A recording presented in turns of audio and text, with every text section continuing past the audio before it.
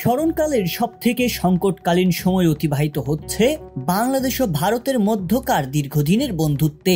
বহিষ্কৃত ইসকন নেতাকে ধর্মীয় উস্কানিমূলক কর্মকাণ্ডের কারণে গ্রেপ্তারের ঘটনা ও সংখ্যালঘু সম্প্রদায়ের উপর নিপীড়নের মিথ্যা অভিযোগ তুলে প্রতিক্রিয়া দেখিয়েছে প্রতিবেশী দেশ ভারত। যদিও এমন অভিযোগের কোনো সত্যতাই পায়নি বাংলাদেশ, তবে কলকাতা ও আগরতলায় বাংলাদেশ হাই কমিশনে ভারতীয়দের হামলার ঘটনায় দু দেশের সম্পর্কে নতুন করে তৈরি হয়েছে টানাপোড়েন। উদ্ভূত এমন পরিস্থিতির উন্নয়নের স্বার্থে উভয় দেশে রাজনৈতিক উত্তেজনা বিরাজের মধ্যেই বৈঠক করেছেন বাংলাদেশ ও ভারতের পররাষ্ট্র সচিব। ছাত্র জনতার তীব্র বিক্ষোভের মুখে হাসিনা সরকারের পতনের পর অন্তর্বর্তীকালীন সরকারের নেতৃত্বে দুদেশের মধ্যে এটি উচ্চ পর্যায়ের প্রথম বৈঠক।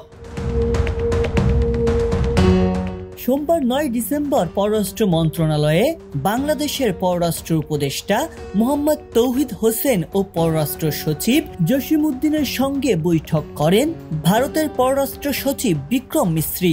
বৈঠক শেষে গণমাধ্যমে দেয়া এক সাক্ষাৎকারে তিনি বলেন, ভারত বাংলাদেশের সঙ্গে একটি ইতিবাচক, গঠনমূলক এবং পারস্পরিক স্বার্থ সংশ্লিষ্ট সম্পর্ক চায়। আমাদের মধ্যে সাংস্কৃতিক, ধর্মীয় এবং কূটনৈতিক সম্পর্কের ওপর আক্রমণের মতো সাম্প্রতিক ঘটে যাওয়া দুঃখজনক কিছু ঘটনার বিষয়ে আলোচনা হয়েছে।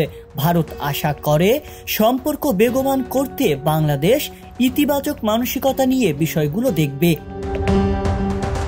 মূলত শেখ হাসিনা সরকারের পতনের পর সংখ্যালঘু ইস্যুতে দুদেশের সম্পর্কের দৃশ্যমান অবনতি হয়েছে।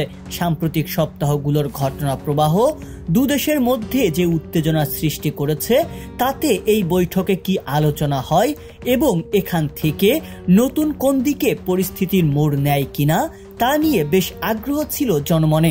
বিক্রম মিশ্রি বলেন, তিনি সংখ্যালঘুদের নিরাপত্তা ও কল্যাণের সঙ্গে সম্পর্কিত উদ্বেগগুলো জানিয়েছেন। এদিকে দুই দেশের সম্পর্কের উন্নয়ন নিয়ে যখন পররাষ্ট্র সচিবদের মধ্যে বৈঠক অনুষ্ঠিত হয়েছে, তখন ভারতের পশ্চিমবঙ্গের বিধানসভার মুখ্যমন্ত্রী মমতা ব্যানার্জির ভাষণে আবারও উঠে এলো বাংলাদেশ প্রসঙ্গ। তবে এবার আর জাতিসংঘের শান্তিরক্ষী বাহিনী মোতায়েন কিংবা পানি বন্ধের কোনো বিষয়ে কথা বলেননি তিনি, বরং চলমান সংকট সমাধানে সম্প্রীতির বার্তা দিয়েছেন।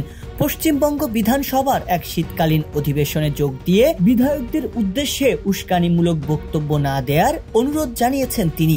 একই সাথে উল্লেখ করেন, যারা ভাবছেন এই সুযোগে রাজনৈতিক লাভ আছে তারা জানবেন আপনাদের ক্ষতি হবে। তবে তিনি নির্দিষ্ট কোনো রাজনৈতিক দল, ব্যক্তি বা গোষ্ঠীর নাম উল্লেখ করেননি।